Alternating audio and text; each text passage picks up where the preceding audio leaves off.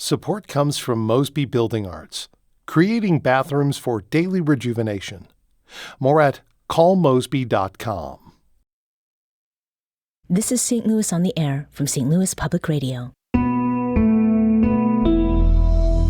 I'm Elaine Cha. When I was a kid, I didn't get toys, but I did get new books. And to this day, the singular thrill of opening the pages of a copy no one else has read, that new book smell, those crisp pages and unbent paperback covers, there's nothing quite like that feeling, or the satisfaction of adding another volume to my bookshelves. For lifelong readers, Ellen and Andy Hall, helping make that thrill part of kids' experiences happens through Main Street Books, an independent bookshop in historic St. Charles that they own and run with their daughter, Emily. It's also part of what motivated the start of a new nonprofit named after their bookstore. Here to talk about the launch of the Main Street Books Literacy Foundation and its goals, we have two of its co-founders, Andy and Ellen Hall. Welcome both of you to the show. I'm glad to be here. And we also have one of the Main Street Books Literacy Foundation's board members, someone who's an author and a parent and a St. Charles community member, Shauna Youngdahl. Shauna, welcome to you as well. Thank you. Thank you all for joining us today. We also want you to be part of this conversation. What early memories do you have of books that were given to you? How did having books at home affect your relationship with reading as a child and into adulthood? Give us a call at 314-382-8255. That's 382-TALK. Or you can email us at talk@stlpr.org. So this foundation, you all, Ellen and Andy, you have a bookstore already. Why start a foundation, Ellen? Well, let's see. We just felt like we had so many great customers that come to Main Street Books, and we wanted to give back to the community. Our children also went to school in a public school in St. Charles County and had great experiences. And so as a bookstore, we felt like it would be a great thing to give back to the community with this foundation. Mm-hmm. Andy, what were the first conversations about starting this nonprofit like? You know, did they start in the bookstore? Was it in your home? Maybe somewhere else? I guess it was in the bookstore, although with a small business, the bookstore is kind of also your home. But the first conversations were what would be a meaningful thing for a nonprofit to do. So that involved some internet research and talking to people about what would be valuable for a bookstore to do. And what we determined is that book ownership is a primary indicator of student success. So libraries are great, but having books in your home and building that home library turns out to be extremely valuable. It can be it's as valuable as having two parents with a university education, or it's the equivalent of an additional 3 years of schooling. Mm-hmm. So it's extremely important, and so that's over time what we figured out that we'd like the foundation to do. Mm-hmm. And who is it that you were talking with about this idea before you actually started? Because there was some time between sort of the planting of the notion to it's actually coming to fruition. Ellen? Well, of course, our daughter. She's one of our partners, so we talked to her about it. We also talked to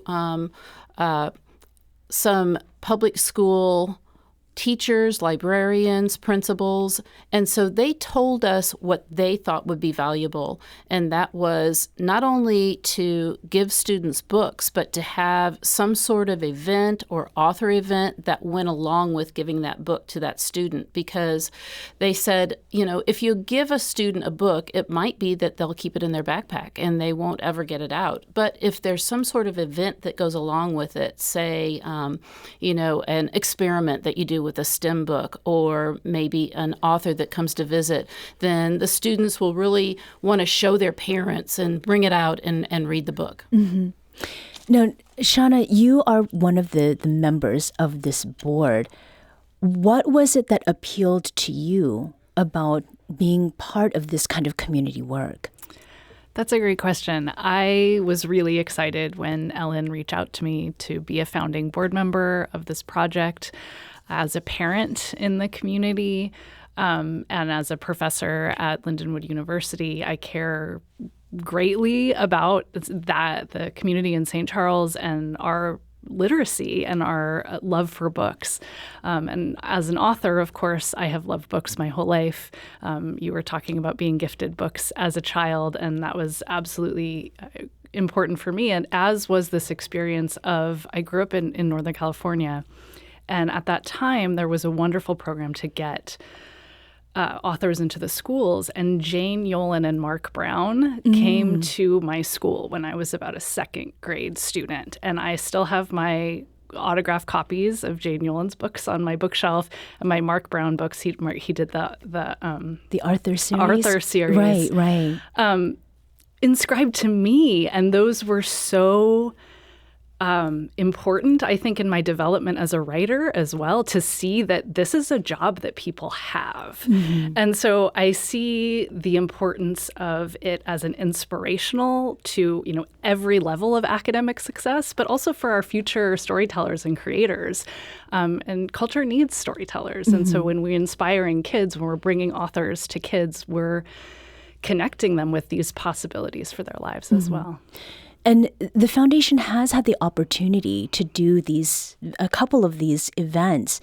Andy, what have the kids' responses been to getting to meet people who have been part of creating a book, or who can provide some examples of how what children are reading about can actually affect things in real life? Well, our early experiences have been super positive. The kids, we bring an entire grade in, and then we have our event, and then we pass out a book to every single student there. The kids have been extremely supportive and extremely excited. We coupled one event with a STEM event where we did an experiment with them, and then we came in with a 3D printed beak, actually, that went along with one of the books that we gave away. And then in another event, the author, who was a local news person, the author came in and actually did a presentation about her book. And then that was followed up with giving every student the book. So the students were super attentive, super excited. So they seemed to go really well. Mm-hmm. One of the things that in our local context, meaning in the St. Louis region, one of the features is that there are a couple of bookstores who have nonprofits attached to them, specifically Central West End, the Left Bank Books store, and Novel Neighbor, which does a Noble Neighbor in Webster Groves. How is it that the Main Street Books Literacy Foundation is kind of distinct from what those other bookstores are doing, Ellen? Well, both of those bookstores do great things with their nonprofits. And so I guess the thing that probably distinguishes ours from theirs is that we're serving St. Charles County. Mm-hmm. They're working in St. Louis County. And so St. Charles County really has a need for a book donation to some of these schools. There's quite a few schools that have free and reduced lunch programs that qualify for Title I schools, and that's an injustice that poverty would create this. Some kids have books and some kids don't, mm-hmm. So we're trying to bridge that gap. I think Left Bank's nonprofit is a little bit more. It does more things than what we're looking at. Ours is just, this newly formed. So mm-hmm. we're just in the first days of it. So we're trying to figure out, how we're going to develop it. But right. We do know that we want to give books away to, young students. Mm-hmm. And when you say young, is there a particular age range that you're thinking about, Andy? Yes. So we're focused on grade schools. Mm-hmm. And that's because reading in grade school is sort of an indicator for the rest of your life. If you're not reading at At grade level in the third grade, there's a 1 in 6 chance that you won't graduate from high school. And this 1 in 6 rate is 4 times higher than students who are reading at grade level in the third grade. So it's extremely important to get to these grade school students early. Right. Shauna, you were talking about your experiences in Northern California and then in grade 2 receiving these 2 books. And Jane Yolen is the author of Picture Books, which I've actually talked about in an off-mic newsletter thing that I do. Picture books are often not given the credit that they should for the way that they sort of stretch and expand not just how words are being read, but how pictures are also being read too, that visual text. You're also a parent. So as you're hearing Ellen and Andy talk about the target age range, how do you think that is important for helping you connect with a community that you are relatively new to? You're a transplant, right? Right. Yeah. Yeah, absolutely. I mean, stories are the way we connect to each other, right? They're how we let people know who we are. They're how we understand the world. And the way that children understand stories through picture books, children are moving at a much slower pace than the rest of us. And they're noticing everything. And I always think about this time I was actually prepping to teach a class that looked at the writing of picture books. And so I was reading stacks and stacks of picture books with my daughter, who at the time was probably 6. And we finished reading a book, and so I was asking her questions about it. And I was like, well, what was your favorite part of that book? And she said, oh, the cat. The cat wasn't mentioned in the words of the book at all. The cat was just in the pictures, but it was on every page. Right. And so the focus that children have and the way that they're picking out those subtextual clues, which we know, and Ellen was a teacher, that the ability to read the picture is such an important stepping stone to those higher order critical thinking skills that are, important for your success academically throughout high school, college, and on into your life. And, it really is the noticing that the cat is in every picture, but not in the story, but the cat is still an important part of the picture, that are those like really deep learning skills that students are doing. Hope that answers your question. Yes, it does. We need to take a brief break here, but we'll be back shortly to continue this conversation. This is St. Louis on the Air on St. Louis Public Radio.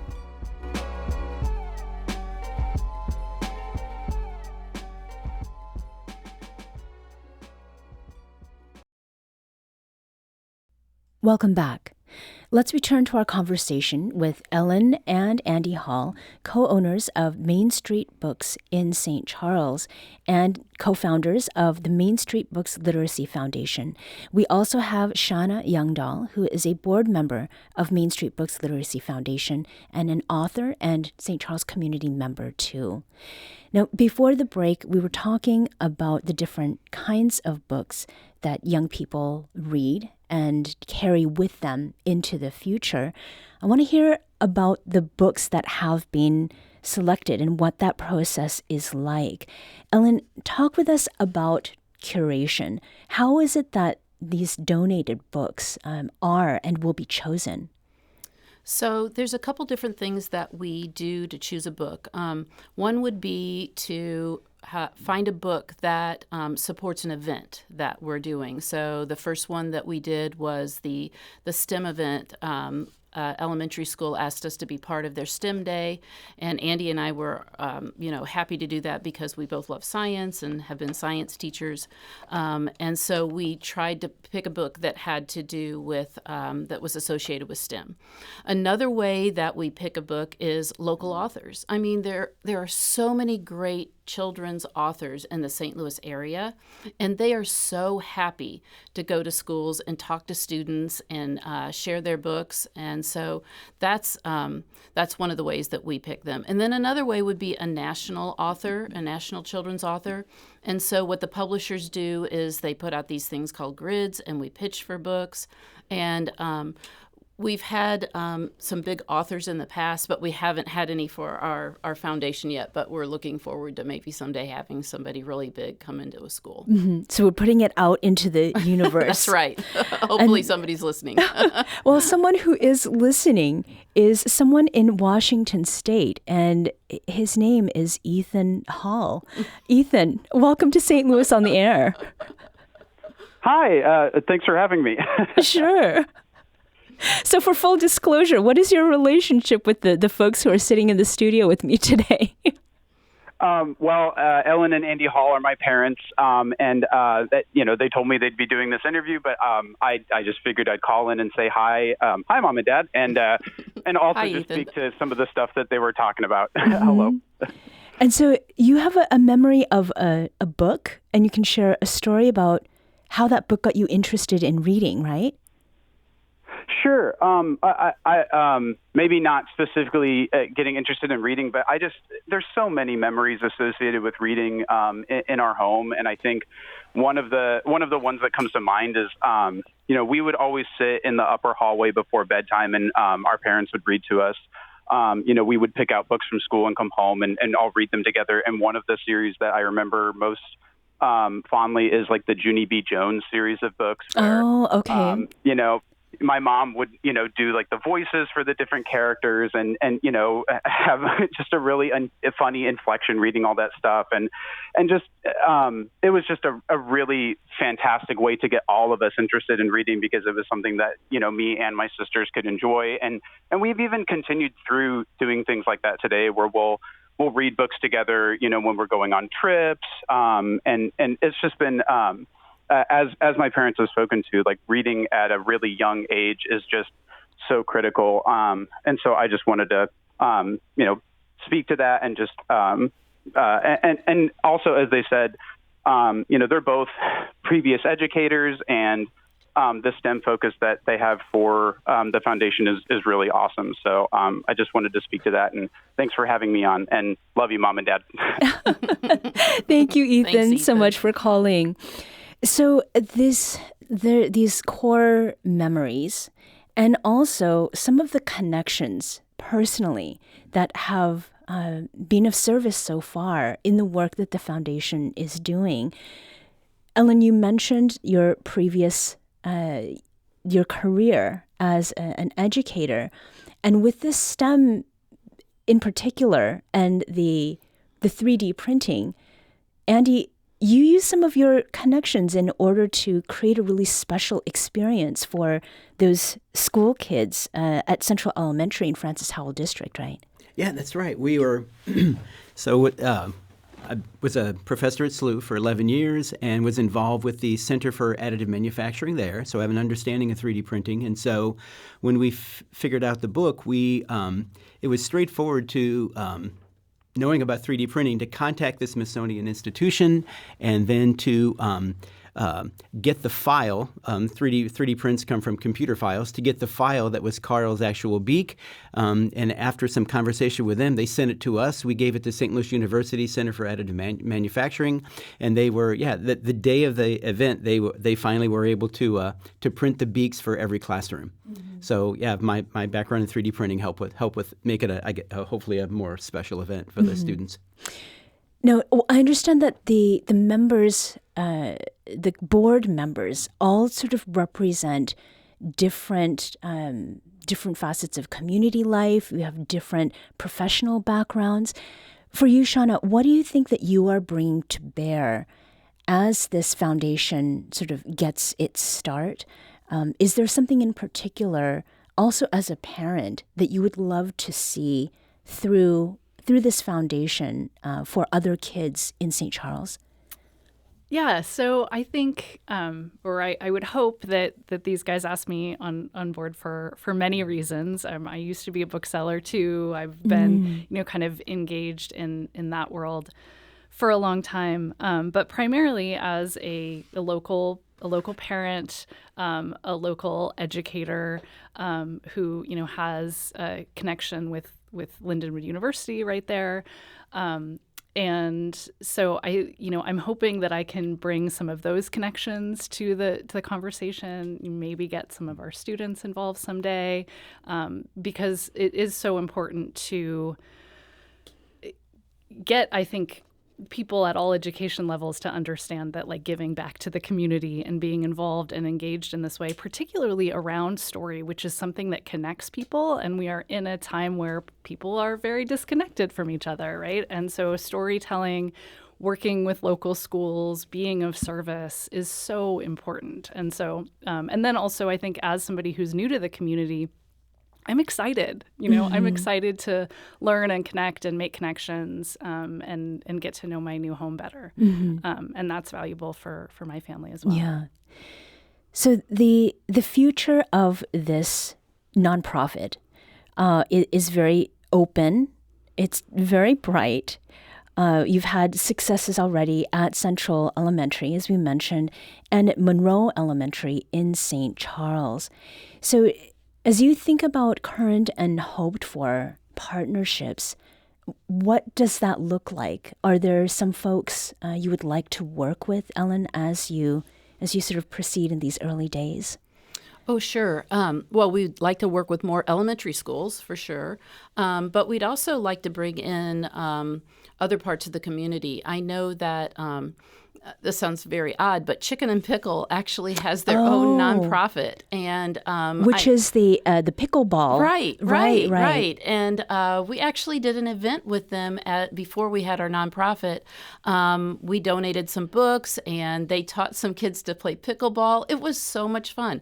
So something like that to bring in maybe some businesses that would be in St. Charles County, even businesses in St. Louis County that would like to help with the foundation. We would love to partner with them, and and also the libraries. The libraries are our friend. We we work with St. Charles Community, St. Charles Public Library, and do events with them. And so maybe they could help us too with the foundation. And the partnership primarily, is it around space and being able to do larger scale events? Correct. Yeah. Yes.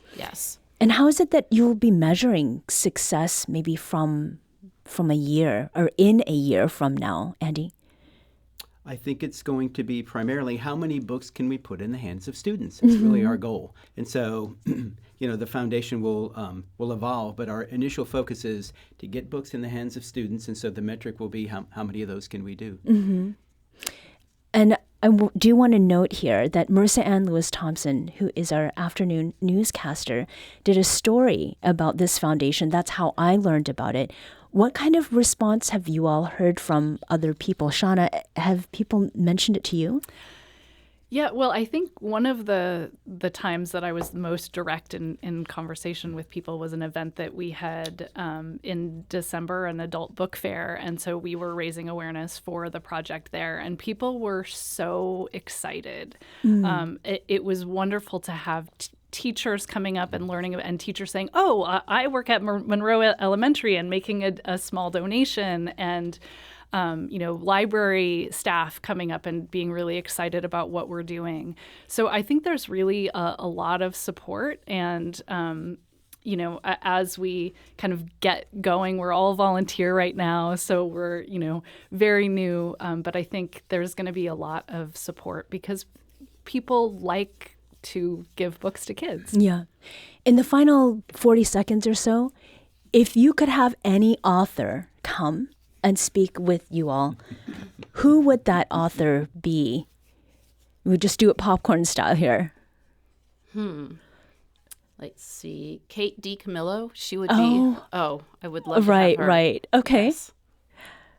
Andy or Shauna? I mean, I would dig back to Jane Yolen just out of, because she's still around and she's still writing books every year. And Andy, is there one that comes to mind for you? Oh my gosh. Maybe the author of Captain Underpants or the author of Diary of a Wimpy Kid. Oh. Those are super popular. Okay, Yeah. Great. Ellen and Andy Hall and Shauna Youngdahl, thank you so much for joining us today. Thank you. Thanks, Elaine. Glad to be here.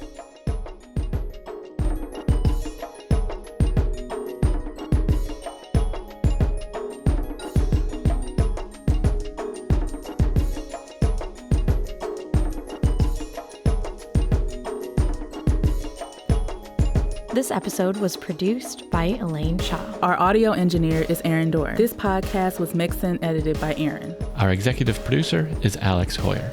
St. Louis on the Air is a production of St. Louis Public Radio.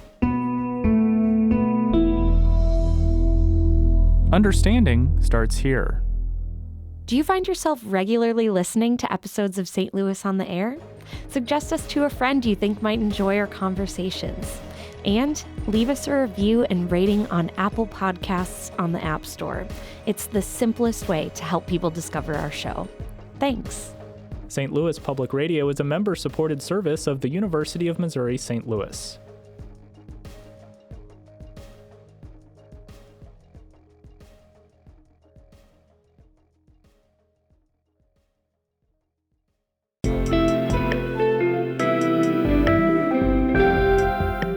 The Gateway brings you the day's news each weekday from around the St. Louis region and the state capitals in Jefferson City. Our schools are accredited.